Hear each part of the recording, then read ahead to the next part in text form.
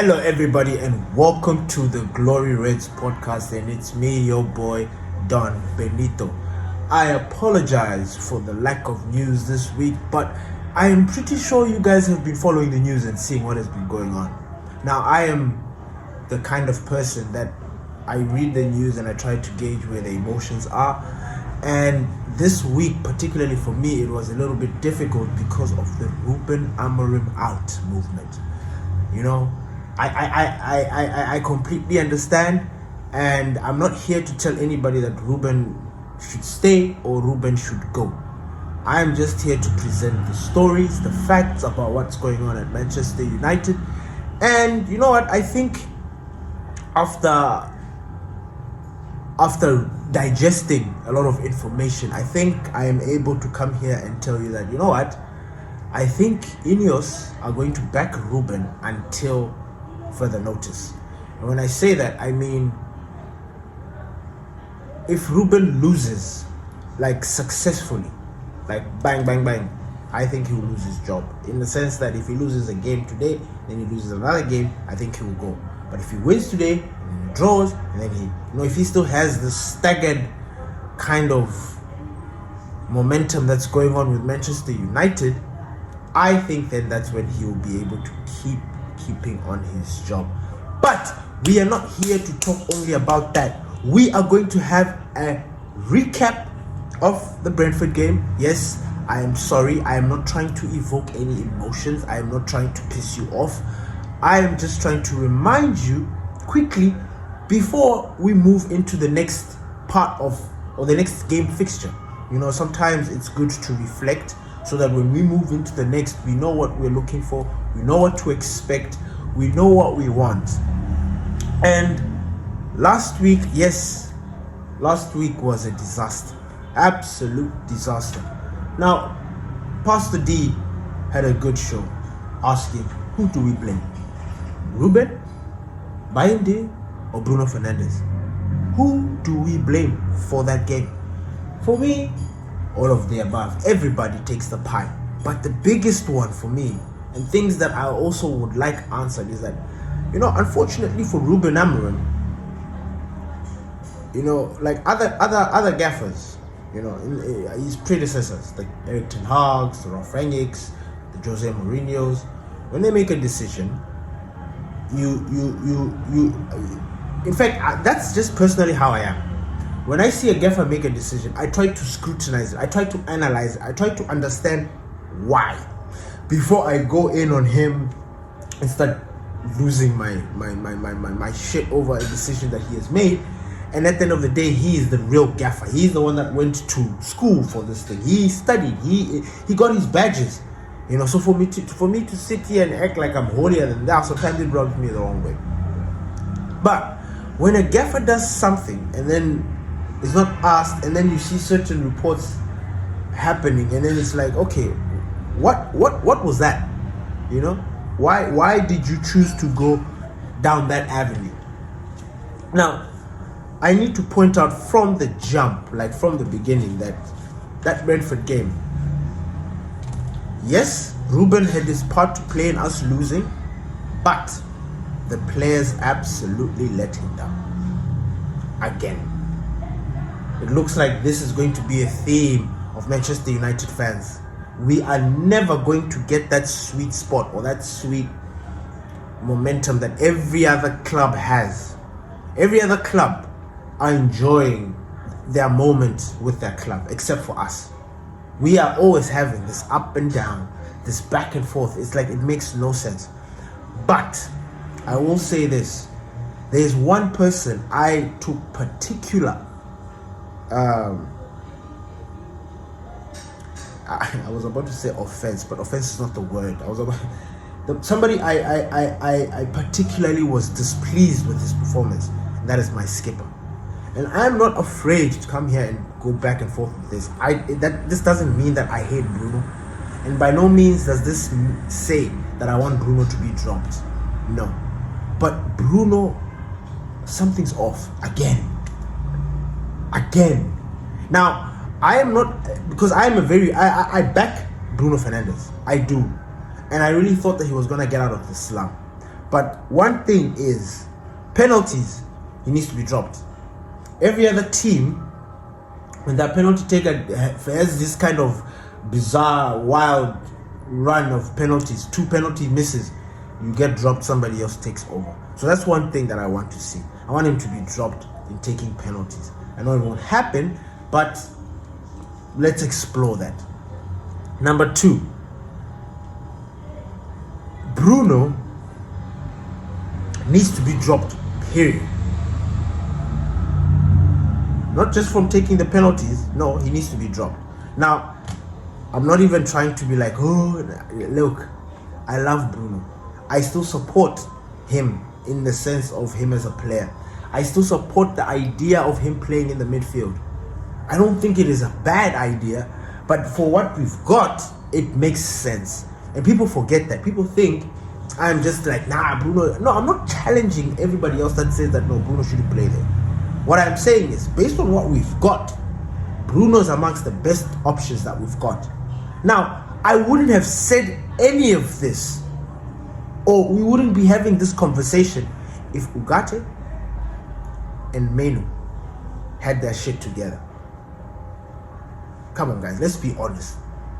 We went into this season confident because we knew we had players in the right places. We start the season, all of a sudden you can see that there's an issue, but nobody wants to address it. Now, before I go in too much, I will say that I enjoyed Kobe Mainoo's cameo. He's cooking, but he's not yet there. I'm sorry, he's not yet there. He's cooking, but he's not yet there. I enjoyed the passes. That game was the first time I saw Kobe not like in the games that he has played up until this moment. That was the one game he came on and he didn't lose the ball as much as he should. Now again, I stress this thing out. I don't know why people are not seeing it, but Kobe is slow. If Kobe can fix that situation, man, I think we'll be having a completely different conversation here. Honestly, truly, I mean it from the bottom of my heart. I'm not going in on Kobe because I want him. Look, man, this guy was generational. We've always been screaming his name. Want to keep this player. I need you guys to understand that. I want this player just like everybody else. But I'm not gonna sit here and put on my what is this? My blind glasses and be like, oh no, Kobe's he's fly or he's doing well when he's actually, you know what I'm saying? I'm gonna give credit where credit is due. And like I said, his cameo coming in that second half was good. It was strong, but not yet there. He's still cooking. The other thing that I have got another problem with was the other thing that I had a problem with the gaffer about that game was Ugarte. Now you can imagine, I am somebody here that is very vocal when it comes to a player that's not doing well. I'll tell you that, no, this player is not playing well. This guy's not like this guy like Ugarte. I've been complaining about him for the longest. I don't know. That particular game against Brentford, he was the best player on the pitch for me, particularly. Now, I don't know about you guys. Please leave a comment. Please tell me who was your personal man of the match against Brentford. Please leave it down in the comment. Please. I would like to know. For me, mine was Ugarte. And then for Ugarte to be taken off, that really set me off the rails. Because I was asking myself all sorts of questions. Like, I'm still not satisfied with this Ugarte situation. What's happening with Ugarte? Why can't Ugarte play 90 minutes? Why? Can somebody tell me? Because I don't know. There's always something up with Ugarte. Now, the reason why we are having problems right now is because our midfield is not gelling. Let's truth be honest. Our midfield is not gelling. We are having to play with what we've got. Yes, Bruno is doing his job there, which I agree, and I agree with the gaffer that if all these other guys are not firing, like, who else can I put in? Which also brings the whole like, I always say that this was a compliment to Kobe, saying that he's competing with Bruno for this position, because at the end of the day, the person that should be owning that position should be Kobe Mainoo. Right? Anyway, that game was, the gaffer was let down by the players. Altai Bende, why is he still playing? Why is he still our goalkeeper? Like, if we clearly know what we want, because as far as I'm concerned, Altai wanted playing time. He wanted to leave United. He was one of the people that we were thinking about moving on. Why is he now our number one? We bought Senny Lamens. Are we trying to say that Senny Lamens is not ready? Which I can understand, but fuck's sake. Why is every other club able to integrate their players seamlessly, like easy? But when it comes to us, it has to be some sort of pickle. Now, I do not believe and I will not accept that Senny Lamens is not a good goalkeeper. I'm not going to accept that because his stats, we didn't watch him. I didn't watch Senny Lamens last season. I'm not going to sit here and lie. I didn't. But I read his stats. I read every fucking stat. I read him and I compared him to Europe's top goalkeepers. And this guy was amongst the best, if not the best. So I will not accept that he's not ready to fit to play for Manchester. I will not accept that. Unless they're trying to do some other things, I don't know. But why is Bayindi getting opportunities? The goals that were conceded. The last one by Jensen, where Bayindi just lets that thing fly through him. Like, I do not understand. That was a Onana-esque kind of problem or mistake. Because I do not understand for the life of me, like, how that thing goes. Yes, it's swerving, but how is it that the goalkeeper is down and it's low and he still can't reach it? And I look at, I think, what was it, the game against Barcelona and PSG. I look at Szczesny. Szczesny is there doing his thing. He's getting all these shots and he's blocking them. So I'm trying to understand, what is the curse? What is the problem at Manchester United? So I don't get that. Then defense. I love Maguire. We've been praising Maguire. But I'm not gonna sit here and be like, hey, no. Why didn't Euro start? That's one of the questions. In fact, it was one of the points that I put out at the beginning. I said, if Euro was fit, why did he not start the game? It's a very simple question. He's our general. Like, look, I understand some of them, they are injury prone, maybe the data, but man, this is now becoming ridiculous. It's almost becoming like these guys are just too soft. I didn't understand. So that threw me off when it comes to the gaffer. Honestly, it did. And it almost made me feel like perhaps the gaffer was trying to make a statement or what. I don't know. But then his substitutions were absolutely bizarre. They went from bad to worse. And that was when we ultimately lost the game. Because it was just like disaster after disaster. But Bruno, I am sick and tired of him, like, letting small things affect his game. You know, like Bruno gets so angry or gets so emotional, which I don't want to take it away from him because it's part of the game. You know, him being emotional, that thing of going to complain to the gaffer and what, it's part of the game. It's how it is. But you know, sometimes you feel like the game, like whatever it is that's happening, has rubbed him off the very wrong way, and Bruno is just not happy. He's sulking and he's upset, and you know when Bruno's upset and he's not moving, shit just goes down south. Starts doing things that just don't make sense. That's when you lose the entire team. When Bruno plays well, it's synonymous with us winning and everybody happy and everything. It's how it is. Now, is that a good thing for a club to be under? No. Which is why we said you guys should have sold Bruno. Bruno would be a problem if it doesn't work. See, now we are in this situation. We've crossed the bridge. Yeah? We've crossed it. We're crossing it or we've crossed it. Cross that bridge when we get there. We are here. Bruno's having a very tough start or very straight. I'm not going to say he's having like he's weak.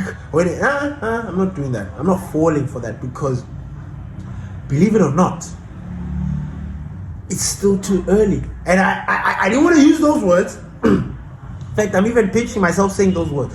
But again, it is still too early. It really is. I am not going to throw in the towel. The gap in terms of points is not too big. We can't let it get too big. You see? Like from number 1, we can't let number 1 now stretch 10, that kind of thing.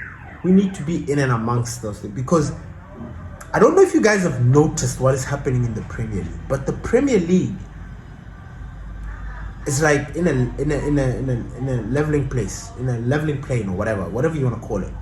There's a weirdness about what's going on. Teams are strong, yes, but things are not as you would assume they would be. You would assume a lot of the top teams would have been dominating. There would have been a huge gap in points between the top half and the bottom half. That is not the case. You look at the gap, I think the gap is not more than 8 or something. Maybe it could be more, but the gap is not that much. And everybody is firing on all cylinders. Now, the other traditional teams that you would expect them to be doing poorly, they're kind of not doing poorly, are kind of doing poorly. And for me, the thing that upsets me more is that, I was looking forward, my theory, remember my thesis, my little, I'm testing a theory, where I was like, look, teams, Europe it consumes a lot of energy, especially for a team that is looking for an identity or a playing style or any of that sort of thing. So if you're playing in Europe, right, when you have got no identity or no playing style, it becomes difficult, because now you've got no time to prepare. It's all guns blazing. It's football. Now, whether you guys win those games or not, if you win, everything is good. If you lose, everybody's going to be like, what's happening? You're going to come out and start saying, look, we don't have time to implement the system. That is the idea. That's the natural idea. Chelsea did it. Arsenal did it. Every other team have also done it. Other teams have done it as well. But I'm talking about teams that were trying to get back into Europe, right? Who didn't make it into Europe. The benefits of not playing in Europe. For some reason, our team, I don't know what's going on. We don't seem to be reaping the benefits. You look at our players, they don't look like they are ready to fire on all cylinders, especially if you're playing a team that has been playing during the weekend or during the weekday or anything like that. We look like we've also played, which makes no sense. It looks like we played the game and it's like, hey, the boys are tired or fatigued because of the traveling and all that other jazz, but no. So I wanted to know, what the hell is that? Because now my theory is completely coming apart. It really is. In the sense that perhaps maybe my theory cannot work with Manchester United. It can only work with other clubs, but United, it will not work. You see, as I'm talking to you right now, this theory, I'm also applying it with AC Milan. I've noticed that AC Milan is not in Europe as well. They didn't qualify, but they are smacking everybody left, right. They are on fire. Whether they're going to be able to maintain that, I do not know. But they are not pulling any punches. No rest. They are smacking people around. It's the same thing I thought we would have been. I didn't expect Benito to have a poor start. I didn't expect Ugarte to have a poor start. I didn't expect Amad to have a poor start. I didn't expect Dogu to have a poor start. I didn't expect Benjamin Sesko to be quiet like this. I'm not complaining about Sesko, but you understand, he needs the service. We're watching Champions League and we're looking at Kevin De Bruyne thread balls. Remember what I was talking about the other time? Why are we not threading balls to Sesko? Why are we not looking for him? We're always trying to look like a cross is the only output or the only positive thing that you can do. The only way you can get the ball to the number 9 has to be a cross. The cross that never comes. But what about through passes? Balls that he can run into and fucking smack it when it comes. What happened to those? We don't do that. Our system allows us to move like that because we are not moving with wingers. We've got 10s. So how is it that we're not supplying these little threaded balls to Benjamin Sesko? I do not know. I do not know. So you look at Rasmus Højlund, people who scored and goes, look, I'm not going to entertain that story, but Kevin De Bruyne is doing a very simple task. It's just feeding his strikers. We are failing to do that. Why? I do not know. But we move on.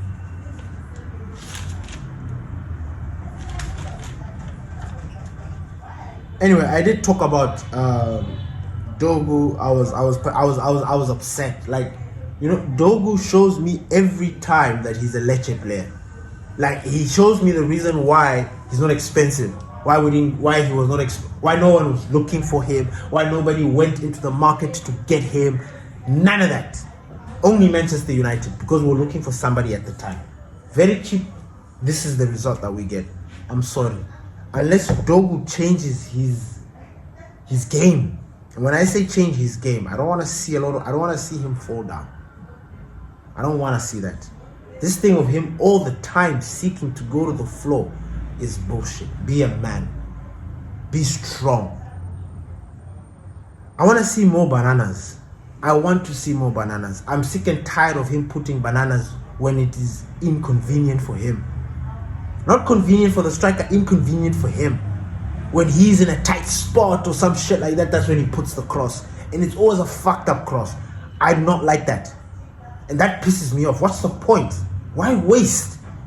He's a player that finds himself in the opposition's box all the time. Like in the final third. He's one of the players that you find himself there. But his output is useless. Now, there can be one or two things. Either Ruben Amorim is told him to stop and he must put bananas in doing, or he didn't. And Dogu is just doing things out of his own ass. Like he's just doing it. Either way, it doesn't look good on the club. Doesn't look good on Ruben Amorim as a gaffer, because it means that he's got no control. This problem that I have with Dogu, I had it with Delo. It's the one that has actually put that X on Delo for me. It's this thing that Dogu is doing. Pushing, wanting to go forward, and then doing Dololo.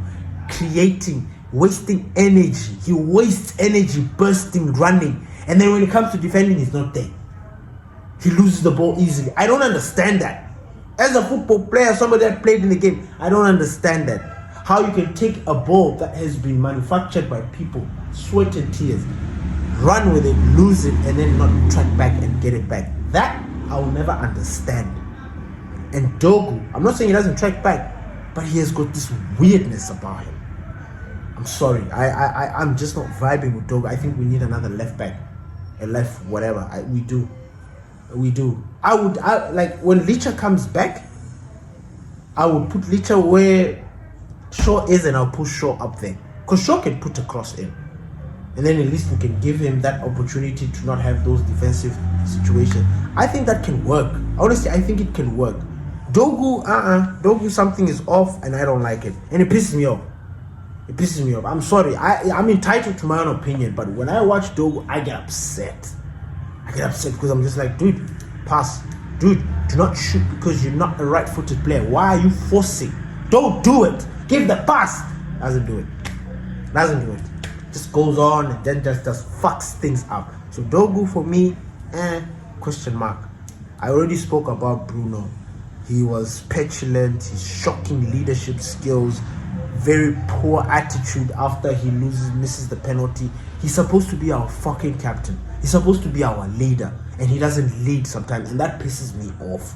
And because I can feel it when I can sense that a lot of these players, they channel their energy from Bruno. And if Bruno is upset or putting his head down, forget that story. Forget about it. Now, there were positives in that game, of course. I always find the positives, and I always cling on to the positives. I'm sorry. I am a Manchester United fan. If I don't cling on to these positives, I'm sorry, I will not be doing these shows, because I'll be like, fuck it. What kind of team am I supporting? What kind of nonsense is this? This team is going nowhere. We were 15th last season. We're 14th now. Like, we bought in players, 200 million, to help with our goal scoring situation. What are they doing? Foco. It's not their fault, but the situation at the club is Foco. So I can easily like really shut down and be like, look, I'm not fucking with these guys until. But now I'm seeing this trajectory. I'm watching it. I'm paying attention because it is something that we spoke about. Not that I didn't want Ruben, but I didn't want the way Ruben came in. You understand? Eric Ten Hag should be given the chance. Blah blah blah. This guy should have prepped well. Bring in somebody with different philosophies, different everything. It's about to be chaotic. Now, for that first 6 months, it was chaotic. I thought we had gone through the worst of it. I was confident, and I still am confident that this season will turn. The stats are just too overwhelming. But it brings me back to this whole fucking thing of this team, it really messes with our emotions. In the sense that we were building a momentum. We were. A small momentum. It was growing. We beat Chelsea. We're in a good place. Now, fans all around the world, all of us, we were expecting this next game to win. And even if we don't win, a draw, I can tell you right here, right now, and I'm sure as I'm saying it to you, you're probably nodding your head doing this. Like, look, if we're going to not win the game, we might as well take a point with us, because these 1 point, one, they will help in the latter stage of this competition. So you can't win a game, get a draw. Get a fucking draw. My boys, I don't know. And the gaffer said something that was spot on. And I'm sure you guys have seen it. It was the embargoed version. In fact, it was the first presser and the embargoed. I think he mentioned it in the first one, and then in the embargoed he actually stressed it, where he talked about this mentality of these players. Guys, we need to be aware of that. These boys, something is off. They just don't have this thing. There's something. I don't want to call it a curse, but it feels like it. It seems like a curse. Seems like juju has been played around. I don't know. But there's this weirdness. These guys, they can't snap out of it. Now, I don't know what the solution is. Maybe we're going to need to get rid of the remaining players that have been here, i.e. Bruno, Maguire, Shaw, all these guys that have been here with those other guys that got sacked. But maybe get everybody else out and then have, together with the Cunhas and the Buemos and all these other guys that we brought in, fresh new batch of players. Maybe. I don't know. But I don't know if I don't know what weight is going on, but it's mad. So we are going through this up and down. So I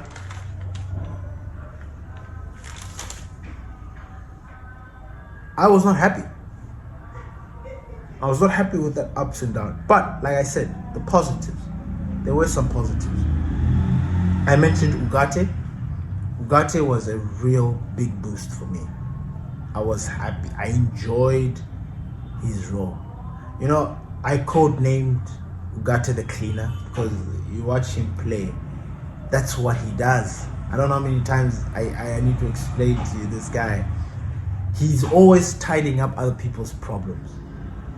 He's very aggressive when it comes to pressing. He's the strangest. I'm even trying to understand, is Ugarte a CDM, because he doesn't play like one, in the sense that he doesn't sit deep. He's not like Casemiro. He's more of a box to box, yes, with attributes of a defensive midfielder. He's very good. I like the combat that Ugarte brings to the table. Why we are at this position that we are in, I don't know, and I'm upset. The reason why we're using Casemiro is because Ugarte something, and you guys just no one is saying anything, no one is mentioning it.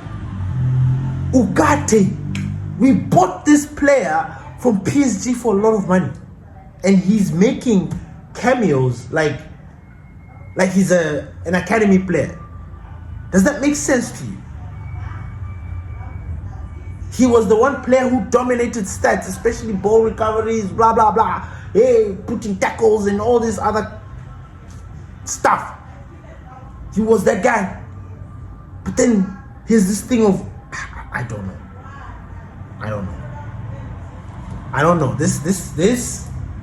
This Ugarte thing, I don't know. Our midfield is poor. We are playing Bruno there because of those two, Ugarte and Main.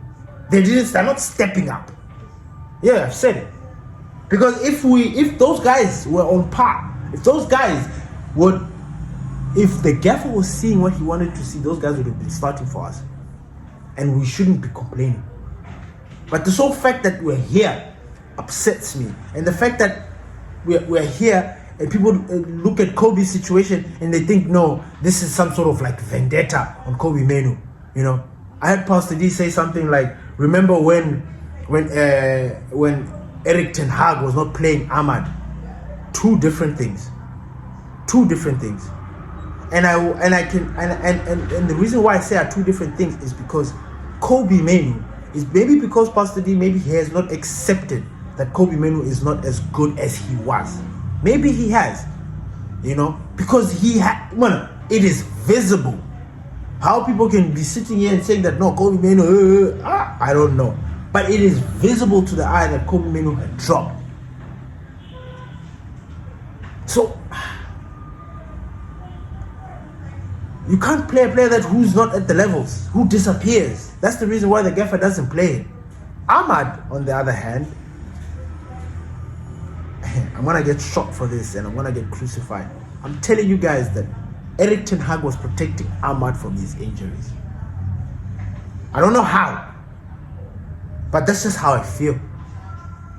Yes, he didn't prefer Amad to a certain extent, but I feel it was because of Amad's injuries. Amad is injury prone. I'm gonna say it right now so that I don't hurt your feelings. He's injury prone. If he plays a lot of games, he gets worn out. He needs to be rotated in a very special way. If he keeps on playing, he'll pick up those knocks and his knocks take long. It's like Luke Shaw at some point, or I don't know. But he was picking up a lot of knocks, Amad, at the time. Why people don't remember this is beyond me. But fine, I'll remind you. He picked up a couple of knocks that were sending him back and forth. Now, at that time when he was coming in, he was slowly being integrated into the team. And mind you, as he's slowly being integrated into the team, the cameos that he's making are wild. He's coming here and causing all sorts of problems. And people are there like, snatching. Let's take Amad in, let's put him. Why is he not starting? No. He's not ready. You put him in a full game, you look at Amad right now. The kind of football that he's playing is nonsense. Now, maybe the other game, maybe there was a lot on his mind. I'm going to give him that. Based on what we know now, I'm going to give Amad that. I'm expecting to see him in this next game, whether it's going to play or what. I want to see a different Amad. I want to see something. I want to see if something will change or no. Because I am seeing a style in Amad that I'm now starting to not like Amad, which is not that I don't like him in that sense, but I'm like, nah, I'd rather you're benched and somebody else who wants to actually do the job come in, and then you will come in to cause sorts of problems or be lethargic or be complacent as you are right now. I've never seen Amad lose as much balls as he does now. I'm not seeing him be too casual as he is now. Now, like I said, giving him a pass because of what has happened. I'm waiting to see if we move on how it is going to be, but his football is also changing. Like I said, Kobe Menu's football is changed. Who else is changing? That's it. Diallo, oh my God, can we sell him? Let's get some money for Diallo, please. Let's make money. We need money. Our club needs money. Let's make money. I was happy that Benjamin Sesko got his goal. You know, I was happy. At least it has got something. But that guy needs service. We all know that. We need to continue giving him. This boy runs. He creates. He finds him. He creates the pathways for his runs, which is an amazing thing. I was a striker. I know it, and I know it's frustrating. It's a very lonely position being a striker. It is. Sometimes people are looking at Harry Kane dropping deep to go and get the ball. It is boring up top, especially when you guys are just there moving around, enjoying playing, kicking the ball. And I'm just sitting there watching you guys holding on to the last man. It is boring. It is boring. So sometimes you just pull yourself deep and come in and you want to have fun. You just get the mix of things, But yeah. But again, the positives. Kobe Mainoo's cameo. I'm not I was impressed. I was happy. And I'm not saying it in a way like Kobe Mainoo's shit. Nah. Based on what we know now, and based on every information that we have, and based on what I know, Kobe Mainoo's not been good. That cameo showed me a little bit more. Now we are playing Sunderland next. A team that, if you go back and check my predictions, I put them as a relegation. I sent these guys back to the championship. Oh boy, was I wrong. Was I bloody wrong? Because they are an interesting team. I think they're currently sitting 5th, which is wild. And we're playing them next. They are very strong. They've got Xhaka. Look, I've watched one game. I understand their football. I get it. These guys play for each other. If we go out there with the same mentality that we always do, we're going to get smacked. It's that simple. There's no hidden camera. There's no... We will get smacked up big time if we don't go there and play our football. Now, we're still waiting to hear what the gaffer is going to say because of the press conference. And after his press conference, that's when we'll be able to, have the starting lineup, So stay tuned for that. Thank you, everybody, for listening to the Glory Reds podcast. Peace.